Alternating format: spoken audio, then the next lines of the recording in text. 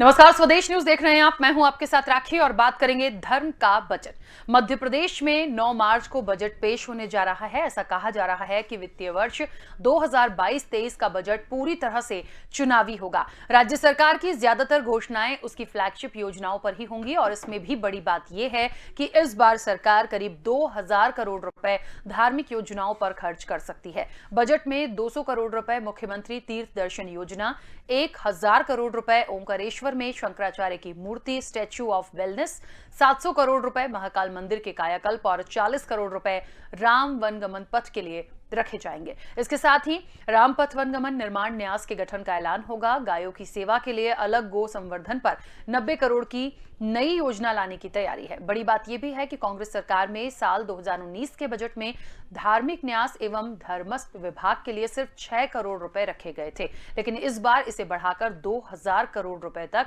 पहुंचाया जा सकता है। मुख्यमंत्री तीर्थदर्शन योजना फिर से शुरू होगी। इस बार ये ज्यादा वृहद और उन्नत होगी। यात्रा में देश के सभी प्रमुख तीर्थ स्थल होंगे। देखिए, बजट क्या होगा, कैसा होना चाहिए और किन किन चीजों पर आप यदि राशि को बढ़ा रहे हैं तो उसको कैसे आप इंप्लीमेंट करेंगे। कुछ चीजें ऐसी हैं जो अभी जितने पॉइंट्स मैंने पढ़े हैं कि उसमें उतने पैसे की आवश्यकता है भी या नहीं है।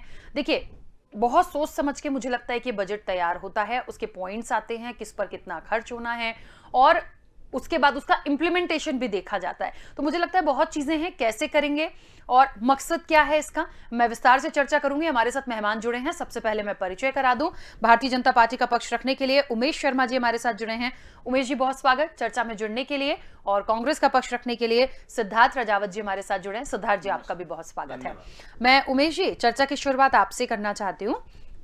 कुछ पॉइंट्स आए हैं और इन पॉइंट्स को यदि मैं देखूं तो बहुत ज्यादा मुझे लग रहा है बजट में जो करने का सोचा है सरकार ने वो धर्म के लिए ज्यादा खर्चा है, मतलब 2000 करोड़ रुपए। इससे क्या विकास होगा या इसको करने की एक क्या मंशा है? नहीं, मुझे लग रहा है कि 2000 करोड़ को केवल धर्म शब्द पर सीमित रखकर नहीं देखा जाना चाहिए। अब मुख्यमंत्री तीर्थ दर्शन योजना के मुझे लग रहा है कि भिन्न अर्थों को भी देखा जाना चाहिए। अगर मुख्यमंत्री तीर्थ दर्शन योजना के माध्यम से नागरिकों को तीर्थ दर्शन कराने लेकर जाएंगे तो मुझे लग रहा है कि रोजगार जो है उससे जो पूरक इकाइयां जुड़ी होती है उनको रोजगार प्राप्त होता है, पर्यटन का भी विकास होता है। जिस जगह तीर्थ स्थल पर वो घूमने जाते हैं वहां के राज्यों की या वहां की जो धर्मस्थ न्यास होते हैं उनको भी इनकम की प्राप्ति होती है, आय की प्राप्ति होती है और मनुष्य का भी जो है आध्यात्मिक और सांस्कृतिक कल्याण का ये एक मार्ग पोषित करता है। राम पथ गमन जो है, राम पथ वन गमन, जहां से रामचंद्र भगवान गए थे उस पूरे मार्ग का जो विकास किया जाना, तो मुझे लग रहा है कि मध्य प्रदेश के अंदर जहां जहां भी जिस जिस स्थिति पर इस राम पथ वन गमन का निर्माण किया जाएगा वहां पर पर्यटन की प्रचुर संभावनाएं बढ़ेंगी। मध्य प्रदेश का हो या भारतवर्ष का नागरिक हो, अंततः हम सब लोग मुझे लग रहा है कि विशुद्ध रूप से धर्मावलंबी आचरण वाले लोग हैं। अगर इस प्रकार राम पथ वनगमन का मार्ग निर्माण करा जाता है तो मुझे लग रहा है कि भविष्य में धार्मिक पर्यटन का विश्व भर के अंदर, भारतवर्ष के अंदर मध्य प्रदेश एक बड़ा केंद्र बनकर उभरेगा। तो इससे भी निश्चित रूप से रोजगार की भी बढ़ेगी और पर्यटन के रूप में भी मध्य प्रदेश जो है वो देश के केंद्र स्थलों में शामिल होगा। तो बाकी की भी राशि जी हम जितनी सारी अभी आपने चूंकि कह दिया उसको मैं दोहराऊंगा नहीं, तो कहीं ना कहीं अंततः सरकार का प्रयास ये होता है कि बजट के लिए जो भी वित्तीय प्रावधान किया जाता है उस वित्तीय प्रावधान के अंतर्गत समग्रता का भी दृष्टिकोण शामिल करा जाता है। और चूंकि हमारा तो वैचारिक अधिष्ठान राममय है, हम तो इस बात को बहुत विनयशीलता के साथ स्वीकार करते हैं कि हाँ, हमारी धर्म में आस्था है और हमारे राजनीतिक संगठन का जो वैचारिक अधिष्ठान है वो धार्मिक है, धर्म आधारित है। तो मुझे लगता है कि 2000 करोड़ का ये जो बजट निर्धारित करा है निश्चित रूप से मध्य प्रदेश को इससे लाभ प्राप्त होगा। धार्मिक केंद्रों का विकास होगा, महाकाल परिसर का भी अभी आपने उल्लेख करा था। तो निश्चित रूप से कहीं ना कहीं इसके जो अपरोक्ष लाभ है या प्रत्यक्ष रूप से बहुत सारे लाभ ऐसे हैं कि जो प्राप्त होंगे। इससे निश्चित रूप से धार्मिक अनुभूतियां तो प्राप्त होंगी समाज जन को, पर इसके अतिरिक्त भी बहुत सारे लाभ है राखी जी जो इससे प्राप्त होंगे। ठीक है, चलिए सिद्धार्थ जी, किस तरह से लेते हैं ये जो पॉइंट्स आए हैं या जितना बजट का एक अमाउंट दिख रहा है तमाम चीजों को करने के लिए, इसे कांग्रेस किस तरह से लेती? देखिए राखी जी, सर्वप्रथम तो मैं ये बता दूं कि अभी 17-18 साल की सरकार भारतीय जनता पार्टी की रही है और 17-18 साल में भारतीय जनता पार्टी ने कम से कम 16-17 तो बजट पेश किए होंगे। क्या कारण है कि आज इनको जब 23 का चुनाव सामने दिख रहा है तब एक नई चीज़ लेकर आ रहे हैं? या तो ये माननीय कमलनाथ जी का जो मैनिफेस्टो था, जो 1.5 साल की माननीय कमलनाथ जी की सरकार थी, उससे देख के हमारे जो मिस्टर मुंगेरी लाल मुख्यमंत्री जी हैं, जो रात में वो आजकल ड्रीम बहुत देख रहे हैं, आज उन्होंने एक और नई चीज़ चालू की है कि जो ड्रीम योजना, उसके ऊपर वो एक कार्यशैली कर रहे हैं किसी नेशनल पार्क में।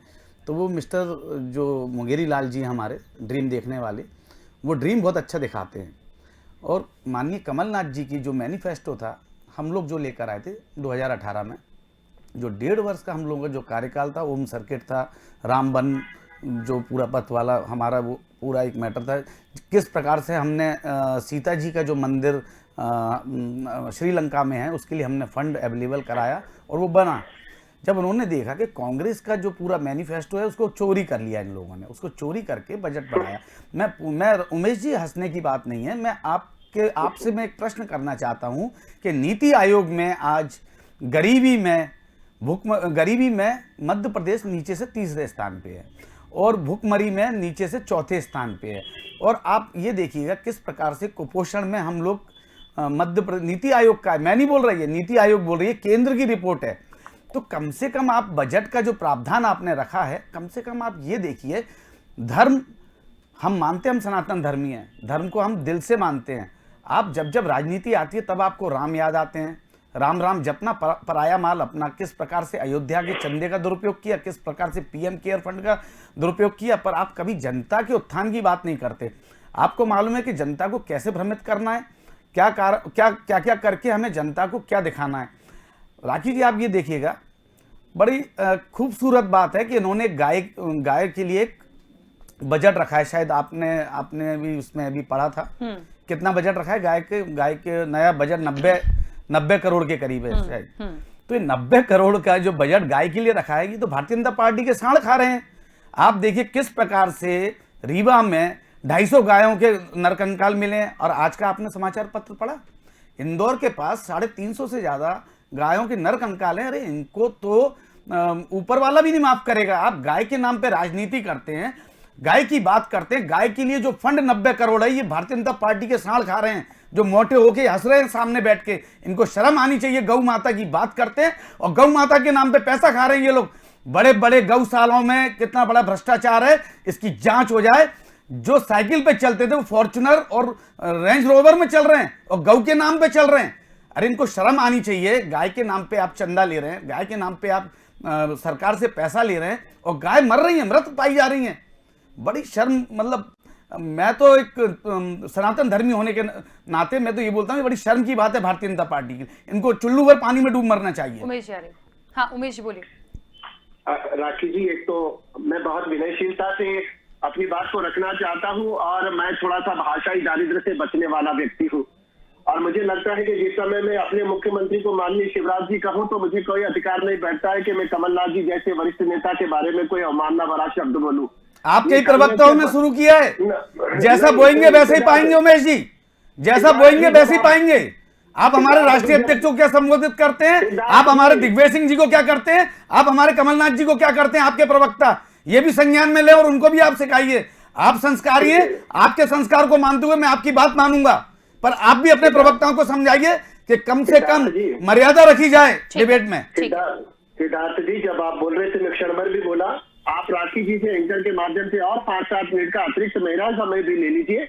और जैसे धैर्य पूर्वक मैं आपको सुनता हूं, मैं थोड़ा संसदीय प्रणाली में तौर तरीकों में विश्वास रखने वाला व्यक्ति हूं। मैं आपकी आलोचना को बहुत धैर्य पूर्वक सुन रहा था और मेरा बहुत विनय भाव से उत्तर, अगर आप अतिरिक्त समय लेना चाहें तो ले लें। तो राखी जी, मैं इस भाषाई दारिद्र्य से बचना चाहता हूँ। एक तो ये बात है, ये साल जैसे शब्द या मुंगेरी लाल जैसे शब्द, हो सकता है किसी प्रवक्ता साथी के साथ सिद्धार्थ जी का ऐसा अनुभव आया होगा, पर मैं उनको आश्वस्त करना चाहता हूं कि वो और मैं शालीनता के साथ भी अपनी अपनी पार्टी के पक्ष का प्रतिपादन कर सकते हैं। अवश्य रखा जाएगा, जैसा आप बोलेंगे वैसा। राखी जी, एक तो ये बात हो गई राखी जी, आपका जवाब दिया। मुझे लगता है राखी जी की जो मैनिफेस्टो चोरी का हम पर इल्जाम लगाया गया, तो एक 2-3 बातें मैं सिद्धार्थ जी के संदर्भ के लिए बता देना चाहता हूँ। रामपथ वन गमन वाला जो विषय है ना, राखी जी, ये भारतीय जनता पार्टी ने कांग्रेस पार्टी के मैनिफेस्टो से चुराया, ऐसा नहीं है। भारतीय जनता पार्टी में निरंतर इस विषय पर शोध करने वाली एक समिति बनी हुई है और इतिहासविद निरंतर इस विषय पर काम करते रहे हैं।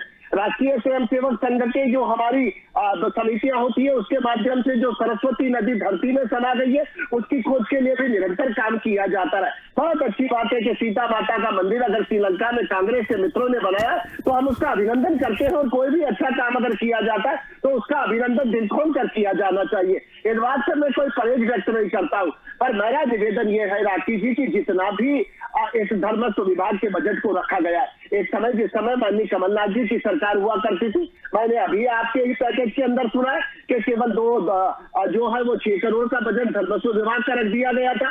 आज अगर वो बजट को 2000 करोड़ कर दिया गया तो मुझे लग रहा है कि तो ये 40-50 गुना का बजट कर दिया गया। तो निश्चित रूप से कहीं ना कहीं सरकार इस समग्र दृष्टिकोण के साथ विचार कर रही है। इसके पीछे का भाव केवल नितांत धार्मिक नहीं है। धर्म का तो प्रचार होना चाहिए, पर धर्म के प्रचार के साथ पर्यटन के क्षेत्र में भारत के नक्शे पर मध्य प्रदेश उभर कर आना चाहिए। रोजगार की संभावनाएं इसके माध्यम से तलाशी जा रही है। गौ माता का जो एक दुर्भाग्यपूर्ण उदाहरण सिद्धार्थ जी ने कहा है, निश्चित रूप से वेदनादायी होता है। जितना वेदनादायी उनके लिए, उतना वेदनादायी हमारे लिए भी होता है, और इस बात की जांच की जा रही है। और आवश्यक नहीं है कि जो कंकाल मिले गए हैं उनको कोई गौ की हत्या का करार दिया जा सकता है। स्वाभाविक रूप से जब गाय अपनी स्वाभाविक मृत्यु को प्राप्त करती है, तो चूंकि जंगलों में, गांव में आज भी ऐसी परंपरा है कि जहां पर गौ की चरनोई की भूमि होती है, वहां पर गाय के गौ के शव को डाल दिया जाता है। शहरी क्षेत्रों में ऐसा नहीं करा जाता है। शहरी क्षेत्रों में दूसरे तरीके से उन लाश का निष्पादन किया जाता है, गौ माता के शव का निष्पादन किया जाता है। फिर मुझे लगता है कि वो आज का विषय नहीं है। सिद्धार्थ जी ने एक बात उठाई है जो कांग्रेस के प्रवक्ता मित्र हर एक डिबेट में उठाते हैं कि भुखमरी में मध्य प्रदेश का नंबर ये है, गरीबी में ये है, कुपोषण पर ये है।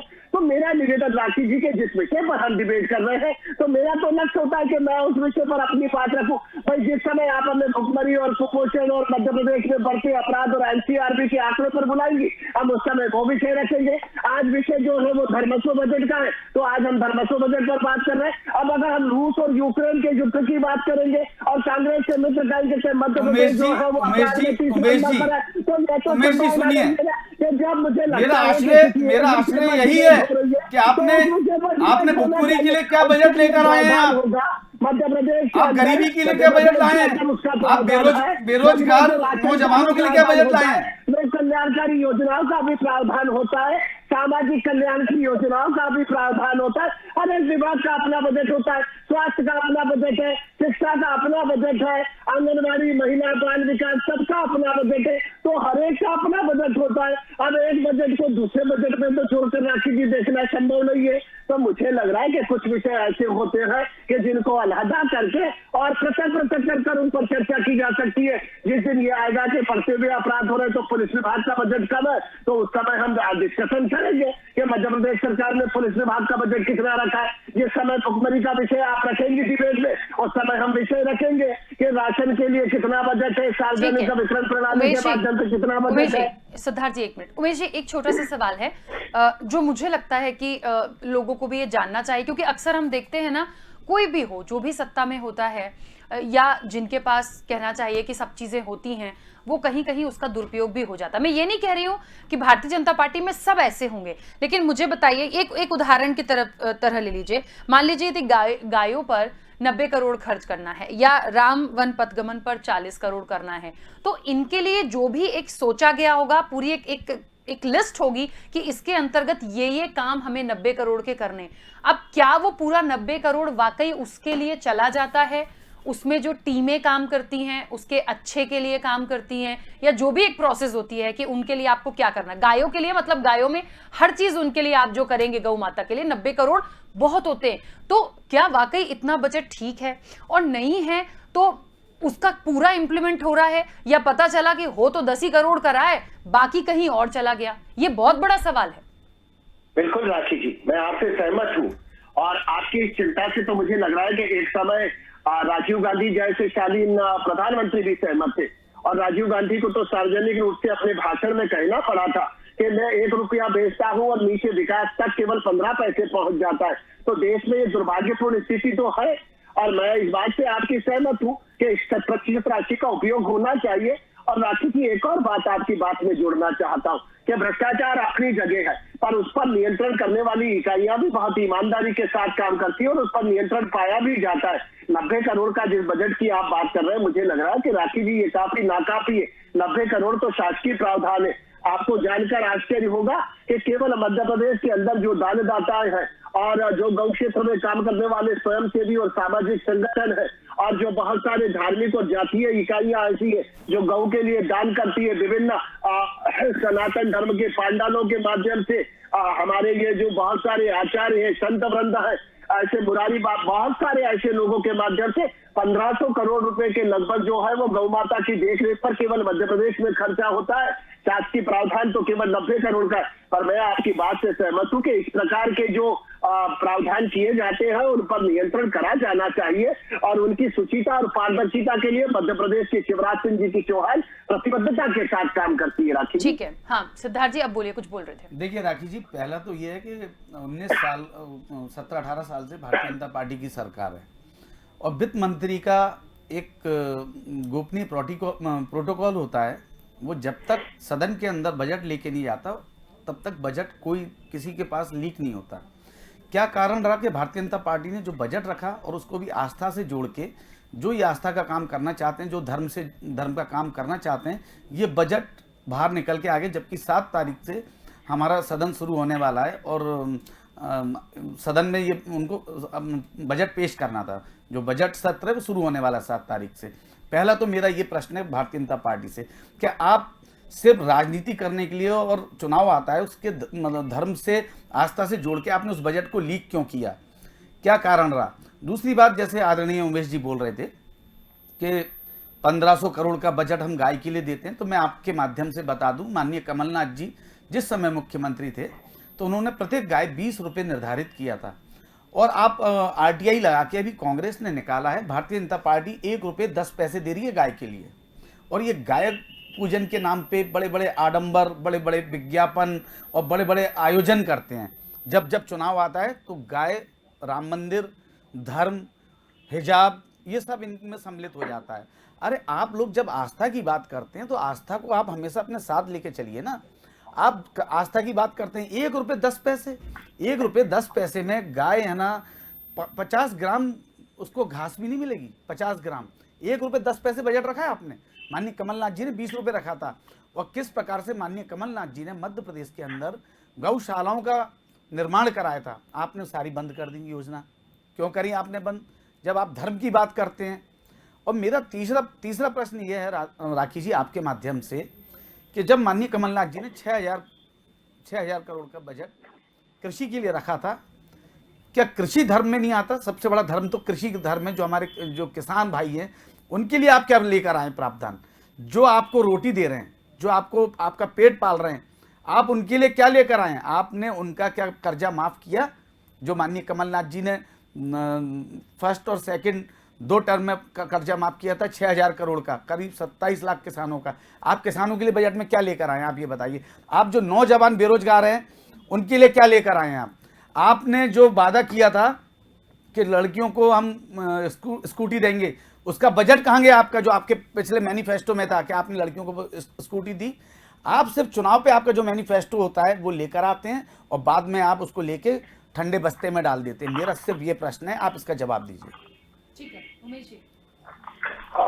राखी जी, एक तो मैं सिद्धार्थ जी को आश्वस्त करना चाहता हूं कि ना तो मंत्रालय के स्तर पर ना किसी स्तर पर बजट कहीं कोई लीक नहीं हुआ। नहीं लीक हुआ तो ये कैसे नहीं लीक हुआ तो ये बाहर कैसे आया? सिद्धार्थ जी, आप और हम जो चर्चा कर रहे हैं वो सब अनुमान आधारित चर्चाएं हैं। तो इसको अनुमान माने, तो अनुमान के ऊपर आप जनता को बेवकूफ बनाएंगे? आप और बोल लीजिए सिद्धार्थ जी। नहीं उमेश जी, अनुमान के आधार पे आप लाखों लोग सुन रहे हैं, आपको लाखों लोग सुन रहे हैं। उमेश जी आप बताइए, अनुमान है क्या ये? अनुमान है क्या ये? हो गई आपकी बात जी, आपकी बात हो गई, आप समझ ले। सिद्धार्थ जी, अनुमान का मतलब ये नहीं होता कि अनुमान सरकार की तरफ से लगाया जाए। अनुमान होता है, कयास होता है। कयास मीडिया के बंधु लगाते, कयास आप हम लगाते हैं। तो कयासबाजी पर तो कोई वो किसी भी स्तर पर लगाई नहीं जा सकती है।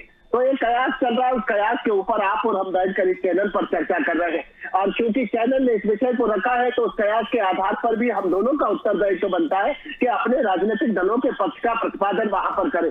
तो एक तो राखी जी, मैं आपके माध्यम से मध्य प्रदेश को आश्वस्त करना चाहता हूं कि ना तो सरकार की तरफ से कोई बजट लीक हुआ। हो सकता है कि आज हम जिन प्रावधानों की चर्चा कर रहे हैं, जो आंकड़े आपके चैनल पर रखे गए हैं, जिस समय वास्तव में बजट सदन के पटल पर रखा जाएगा, उस समय इनमें से कुछ आंकड़े बदल दिए जाएंगे। हो सकता है कि वो आंकड़े होंगे ही नहीं। तो मुझे लग रहा है कि कयास पर चर्चा कर रहे हैं, तो कयास आधारित चर्चा करी जा रही है। तो एक तो ये बात है। दूसरा, एक गंभीर बात बार बार सिद्धार्थ जी जोड़ा रहे कि जब जब चुनाव आता है, तो अभी तो मध्य प्रदेश में मुझे कोई चुनाव दिखाई नहीं दे रहा है। अभी तो मध्य प्रदेश के चुनाव का जो आखिरी बजट है वो आना शेष है, और वो तो अगले वर्ष आना है। तो मुझे नहीं लगता है कि कोई भी सरकार इतनी आतुर और इतनी अधीर होती है कि वो दो साल पहले से चुनाव का बजट प्रस्तुत कर देगी। मैंने तो अभी तक के अपने राजनीतिक अनुभव में ये सीखा है कि जब चुनाव होता है, उसके पहले के बजट तो कभी भी लोक लुभावन नहीं होते हैं। और मैं सिद्धार्थ जी की इस बात से सहमत भी हूँ। आप भी राजनीति करते हैं, हम भी राजनीति करते हैं। इस समय चुनाव आएगा तो चुनावी बजट आता है, आपकी भी परंपरा में रहा है, हमारी भी परंपरा में रहा है। पर ये सिद्धार्थ भाई, अभी चुनाव का बजट नहीं है, तो आप आश्वस्त रहिए। और तीसरा वही बात जो सिद्धार्थ जी ने पहले भी दोहराई थी, मेरी आदत है कि मैं अच्छे मित्रों के बिंदुओं को नोट करता हूँ। सिद्धार्थ जी भी मेरे एक अच्छे मित्र हैं, अच्छी बात करते हैं, उनके बिंदुओं को नोट करता हूँ। फिर उन्होंने कहा कि आप ये बताइए कि इसमें बजट में वो प्रावधान क्यों करा जाएगा। तो मैंने फिर पहले भी कहा था कि जिस समय उस पर डिबेट होगी तब हम उस बारे में बात करेंगे।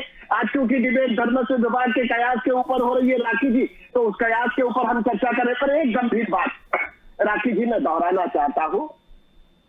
मध्य प्रदेश की जो सरकार है, भारतीय जनता पार्टी की, शिवराज सिंह जी चौहान के नेतृत्व वाली सरकार, पिछले 15-17 सालों से इस सरकार पर जनता के विश्वास की मोहर इसलिए लगती रही है कि हम हर बार 5 साल में अपना ऑडिट जनता के सामने करवाने जाते हैं, और जनता जनार्दन ने हमको हमारे ऑडिट में हमेशा पर्याप्त और संतोषजनक नंबर दिए हैं। पिछले बार के चुनाव में हमको आवश्यकता से थोड़ी 2-3-4 सीटें कम पड़ गई थी, तो दुर्भाग्य से या सौभाग्य से हमारे पास दिग्विजय सिंह जी जैसे मित्र हैं, जो कांग्रेस पार्टी में हमारी ओर से हमारे विचार को पोषित करने का भरपूर प्रयास करते हैं। तो माफ कीजिए उमेश जी, माफ कीजिए उमेश जी, ये लोकतंत्र की हत्या करके किया है आपने 35 करोड़ रुपए खरीद के। ये दिग्विजय सिंह जी का इसमें कोई लेना देना नहीं है। नौजवान जो है ज्योतिरादित्य सिंधिया जी, जो कांग्रेस पार्टी का मध्य प्रदेश में भविष्य बन सकते थे, कहीं ना कहीं एक दुर्बी संधि का निर्माण आदरणीय दिग्विजय सिंह जी ने करा, और उस लाक्षाग्रह दुर्बी संधि के चलते कांग्रेस पार्टी की सरकार लड़खड़ा कर गिर गई। और क्योंकि हम लोग राजनीतिक क्षेत्र के, तो हमारा उत्तरदायित्व बनता था कि मध्य प्रदेश को असमय मध्यावधि चुनाव से बचाना है, तो हमने ये उत्तरदायित्व ग्रहण करा है। और आप देखिए कि जिस समय कमलनाथ जी की सरकार का समय और स्वाभाविक पतन हुआ है, उसके बाद से जब से हमने सरकार संभाली है, हम बहुत प्रतिबद्धता के साथ सार्वजनिक जीवन में लोक आचरण के साथ काम कर रहे हैं। और भारतीय जनता पार्टी की सरकार जो है वो सर्वव्यापी भाजपा और सर्वस्पर्शी भाजपा के कल्याणकारी भाव के साथ जनता जनार्दन के बीच में लोक कल्याणकारी योजनाओं का शंखनाद कर रही है। एक आखिरी बात फिर सिद्धार्थ जी का समय है। उन्होंने कहा है कि 20 रुपए कमलनाथ जी ने प्रति गाय तय करा था। मैं इस बात पर प्रामाणिक रूप से पुष्ट नहीं हूँ, ना तो इस बात को खंडन करता हूँ, पर इस बात को मैं स्वीकार भी नहीं कर पा रहा हूँ। तो इसका मैं अपने स्तर पर प्रचार करूंगा, फिर कभी किसी अगली डिबेट में आऊंगा तो सिद्धार्थ जी की इस बात का उत्तर देने का भी प्रयास करूंगा। आप सिद्धार्थ जी को समय दीजिए। पहली बात तो उमेश जी, मैं आपको पहले ये बता दूं कि जो सरकार गिरी है या गिराई गई है, उसमें कहीं से कहीं तक दिग्विजय सिंह जी का कोई योगदान नहीं था। आप लोगों ने लोकतंत्र की हत्या करके 35 करोड़ रुपए देके बैकडोर एंट्री करके सरकार बनाई है। आप ये मत बोलिए। पहली बात उमेश जी, आपके बीच में मैं नहीं बोला तो आप भी मत बोलिए। सुनिए, आप सत्य कड़वा होता है। अब दूसरी बात ये रही, मैं राखी जी आपके माध्यम से इनसे पूछना चाहता हूं कि 2,80,000 करोड़ का मध्य प्रदेश के ऊपर कर्जा है, जिसमें से माननीय मुख्यमंत्री ने खुद बोला है कि मेरे को 20% जो कर्जा है उसका 20% तो मेरे को देना पड़ता है। मतलब आप ये मान लें 2,80,000 करोड़ का मतलब कितना हो गया? 20% 50 लाख के करीब जो पैसा आता है। बोलते 20% तो मेरा ब्याज में चला जाता है। अब 30% का उन्होंने बताया कि 30% का जो खर्चा है वो अन्य इंफ्रास्ट्रक्चर्स में जाता है। ऐसे कुल मिला के आपके पास बजट में 2,80,000 के हम कर्जे में हैं। आप केंद्र से अपनी GST का पैसा ले नहीं पाए हैं।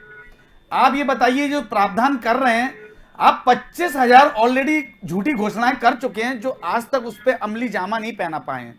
आप ये बताइए, आप जो 2,000 करोड़ का ये बजट लाए, इसके लिए पैसा कहां से लाएंगे? निश्चित रूप से आएगा। कहां से आएगा? बात रखिए, जब बच्चा पैदा होता है मध्य प्रदेश में, उसी दिन से 45,000 के कर्जे में वो उसका जीवन शुरू हो जाता है। आप कहां से लाएंगे पैसा? आप केंद्र से, अरे इतनी नकारा सरकार है कि 28 सांसद भारतीय जनता पार्टी के हैं, 28 सांसद, और दो बैठे हुए हैं दिल्ली के अंदर, हमारे प्रधानमंत्री जी और प्रधान सेवक और दूसरे गृह मंत्री जी, उनके सामने 28 सांसदों की हिम्मत नहीं है कि अपना जीएसटी का पैसा या जो ओलावृष्टि हुई थी उसका मुआवजा या केंद्र से कोई सहायता ले सकें। जब आप जीएसटी का पैसा नहीं ला सकते हैं, अपना जीएसटी का पैसा, मालूम है जब माननीय कमलनाथ जी सरकार छोड़ के गए थे तब 6,000 करोड़ था, आज जाके 60,000 करोड़ रुपया जीएसटी का पैसा मध्य प्रदेश का केंद्र के पास है। क्या कारण है कि आप जीएसटी का पैसा नहीं ला एक बात पा रहे? समझ में आती है, बजट कैसा भी होगा, जैसा भी होगा, धर्म का होगा, कैसा भी होगा, मैं फिर बोल रही हूं, जितनी राशि आप जिस चीज के लिए दे रहे हैं उसका इंप्लीमेंट कर दीजिएगा, बस इतना ही बहुत है। ठीक है, उमेश जी अपनी बात रखिए जल्दी से, समय की सीमा। नहीं ठीक है, मुझे लग रहा है कि जो नसीहत सिद्धार्थ जी मुझे दे रहे थे कि बीच में मत टोकिए, उन्होंने टोक कर फिर वही बात कर दी और मुझे लग रहा है कि पूरा विषय समग्रता से आ गया।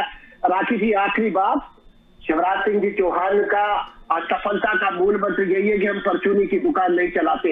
ये सरकार लाभ और हानि के उद्योगपतियों की सरकार चलाते हैं, सही बोल रहे हैं आप, सही बोल रहे हैं, उद्योगपतियों की सरकार चलाते हैं आप, उद्योगपतियों की सरकार चलाते हैं आप, परचूनी वालों की नहीं चलाते। मतलब इसमें आपका आ गया कि आप परचूनी वालों से आप नफरत करते हैं, आप परचूनी वालों से नफरत करते हैं और उद्योगपतियों की सरकार चलाते हैं आप। प्रतिबद्धता के साथ इस बात की व्यवस्था करी गई है और मुझे लग रहा है कि सिद्धार्थ भाई वापस आवेशित हो गए हैं और मुझे अपने मित्रों की आवेशित और बौखलाहट अच्छी लगती है, मैं बहुत धैर्यपूर्वक सुनता हूँ और मुझे लग रहा है कि राखी जी आपका संकेत है कि डिबेट पूरी हो गई है। बिल्कुल, तो मैं आपको धन्यवाद करता हूँ और सिद्धार्थ जी आपको भी धन्यवाद करता हूँ। चलिए, और मैं आप दोनों का बहुत शुक्रिया करूंगी इस चर्चा में शामिल होने के लिए।